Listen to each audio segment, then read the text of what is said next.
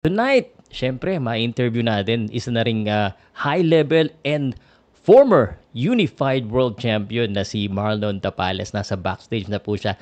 And before anything, no, bago ko ipakita si Marlon Tapales, I just wanted to say thank you very much to all that's been supporting us and watching us. So, sa mga nanonood po sa Pauka Sports, please continue to share, like, and comment. And syempre, sa Blow by Blow, live din po tayo.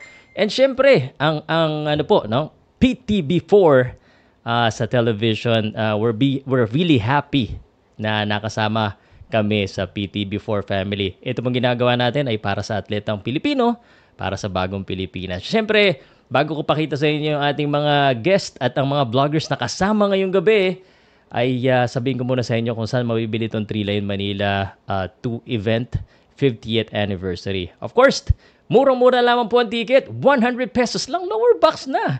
75 pesos upper box and Gen Ad 50 pesos.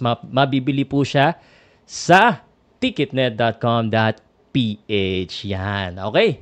So, I'm sure you're excited to see Marlon Tapales. I'm also excited. Actually, matagal ko nang kilala si Marlon pero ngayon lang ulit kami nag-usap. So, parang reunion na rin ang mangyayari. So, without further ado, para makasingit ako kasi baka hindi na ako makatanong mamaya, guys.